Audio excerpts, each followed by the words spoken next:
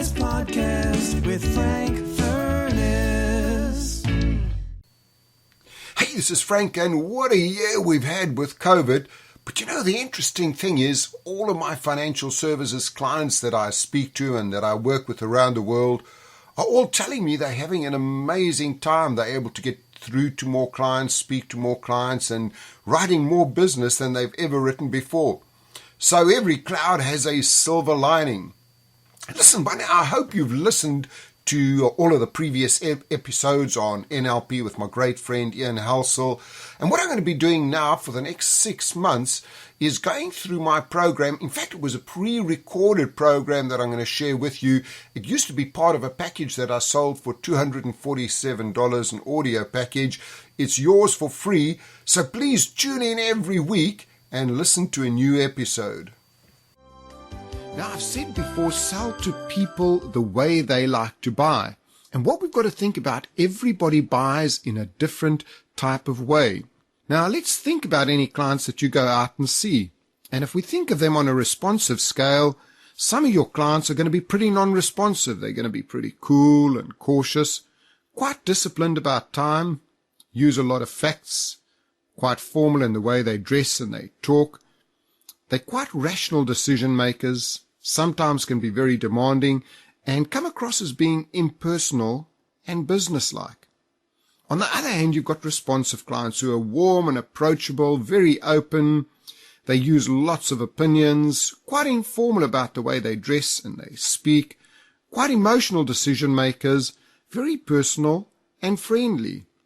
Now, what I want to say to you is nobody's wrong, because everybody has their own style.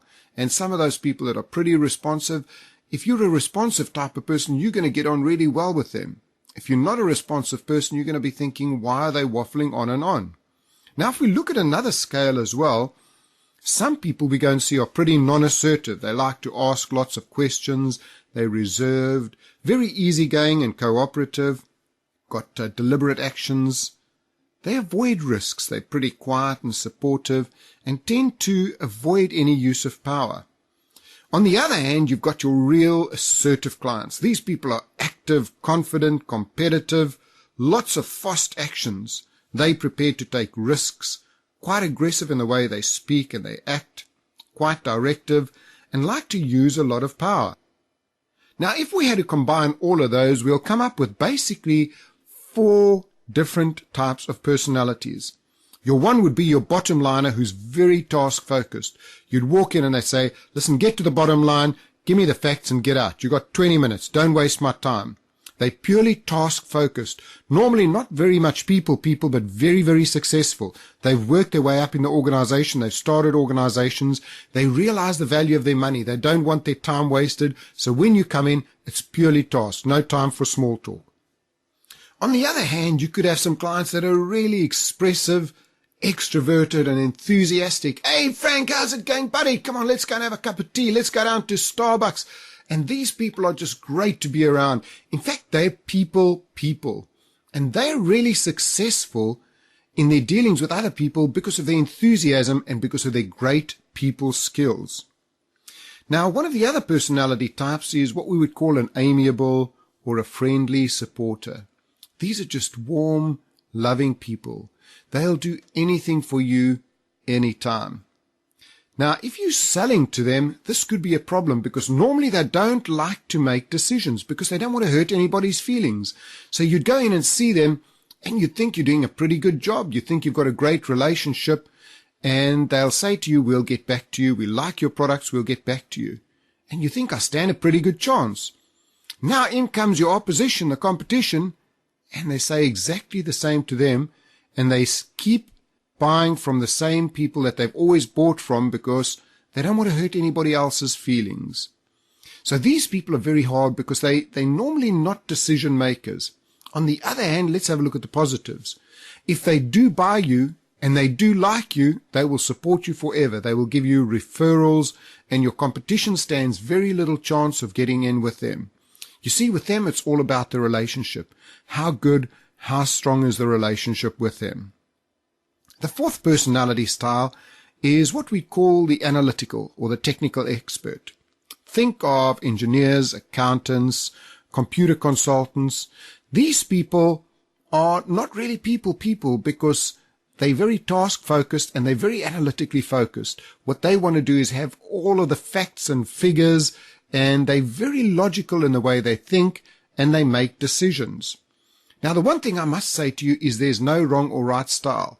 You will fall roughly into one of those 4 personality styles, and so will each and every one of your clients. There's no right and there's no wrong. What's important is realizing what you are, realizing what the client is, and changing your style to sell to them the way they want to buy. So let's have a look at the bottom liner or the driver. The strengths of these people are they're very determined, assertive, very efficient and decisive. They're thorough in the way that they work. Their weaknesses can be a little bit pushy, severe, tough-minded, quite dominating and harsh. In a business atmosphere, they want to reach a decision quickly. No small talk, no time wasting. And where you're going to find them is they will be decision makers, directors of companies, they'll be in management, self-employed business owners, solicitors.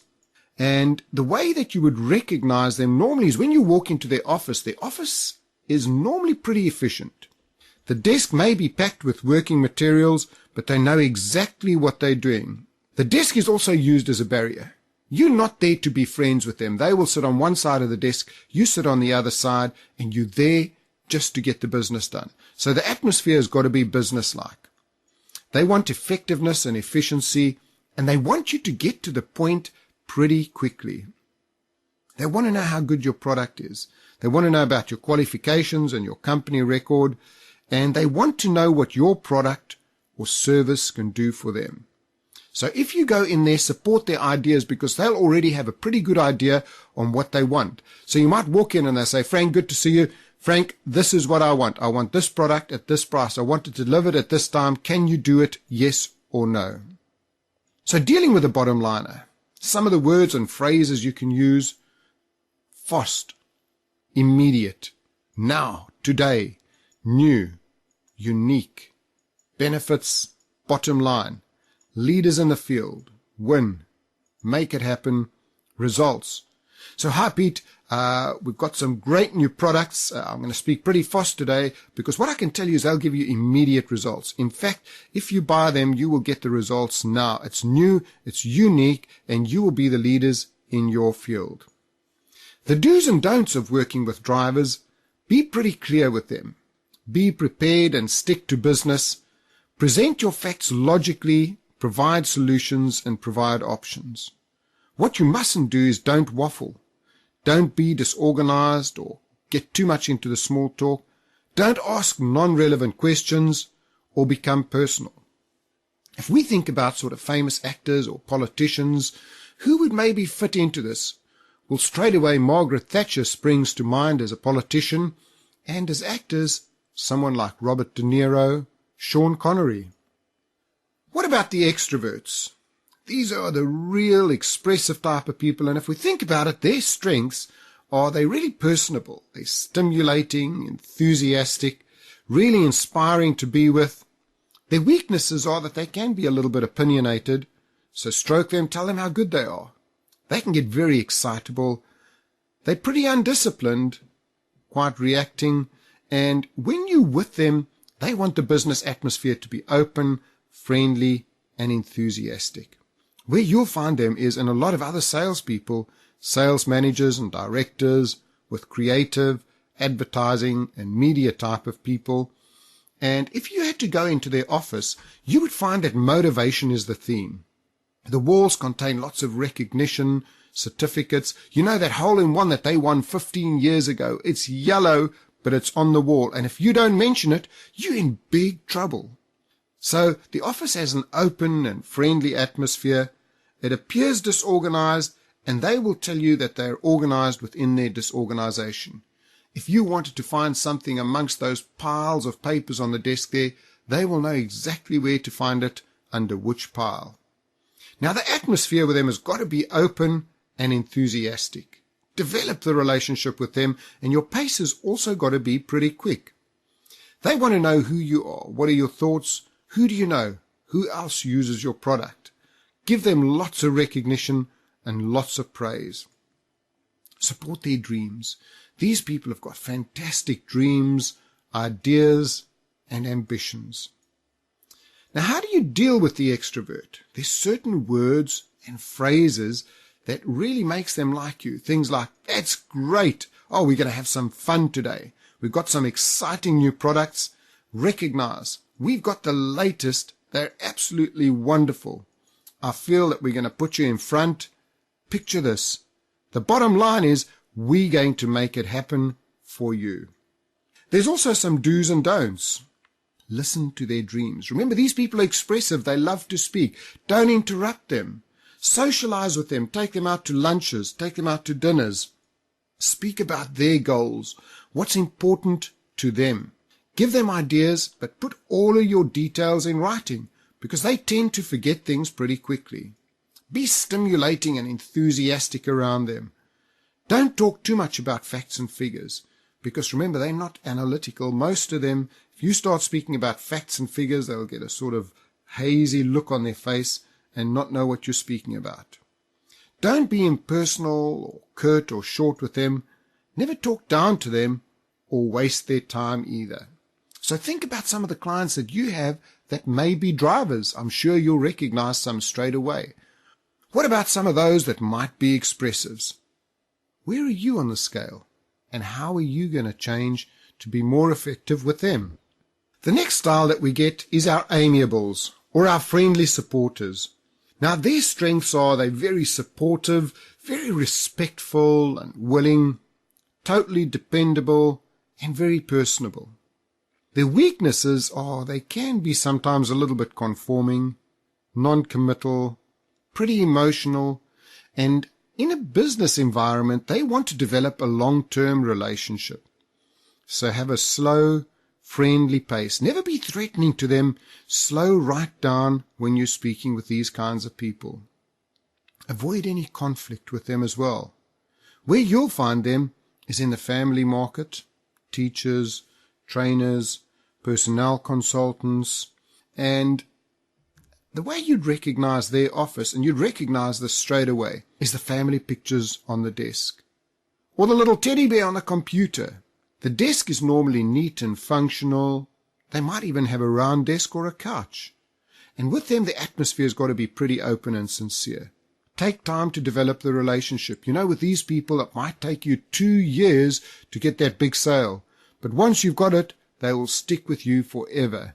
They want to know you. They want to trust you. So the pace has got to be pretty cautious and deliberate. You've got to be friendly, honest, non-threatening or pushy, and show lots of personal interest. They want to know why your product's best and support their feelings. Remember, these people, it's all about the feelings. Provide lots of guarantees and offer lots of options to them.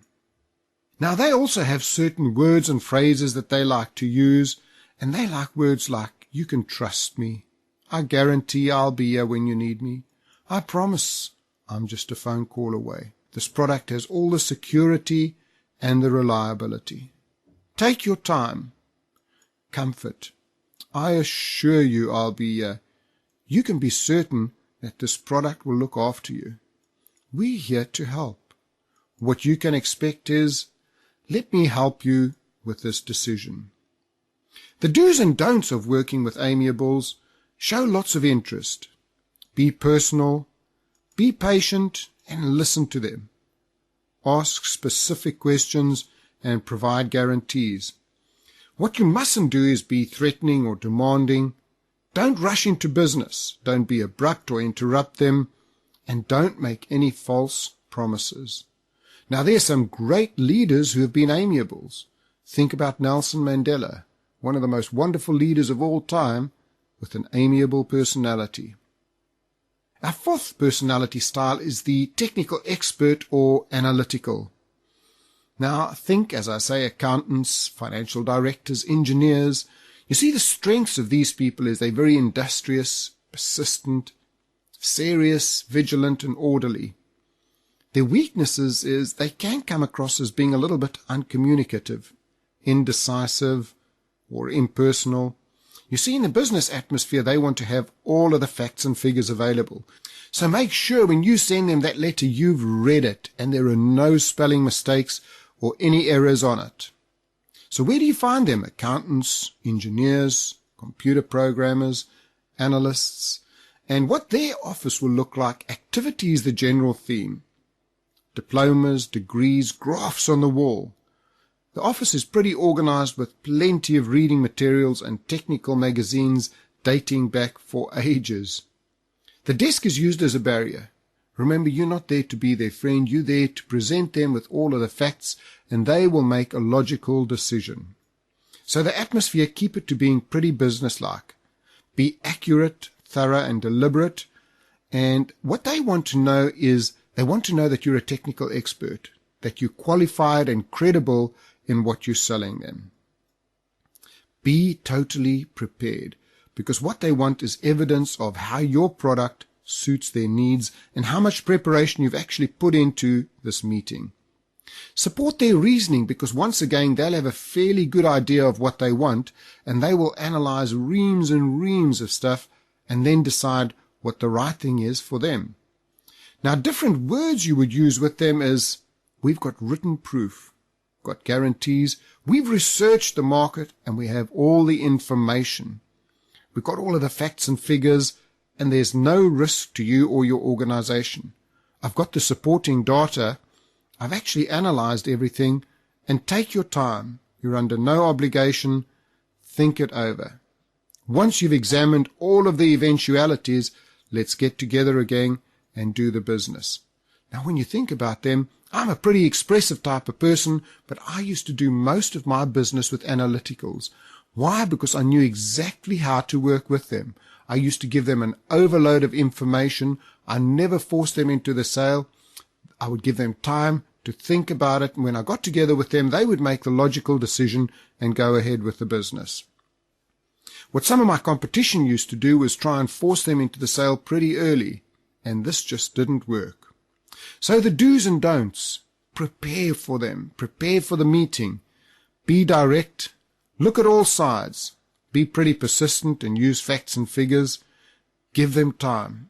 What you mustn't do, don't waste their time, don't get too personal, don't force decisions or be too fast, and don't get too emotional or be vague. Now, as I've said, there's no wrong or right style. What is important is how versatile you are. You've almost got to be like a chameleon.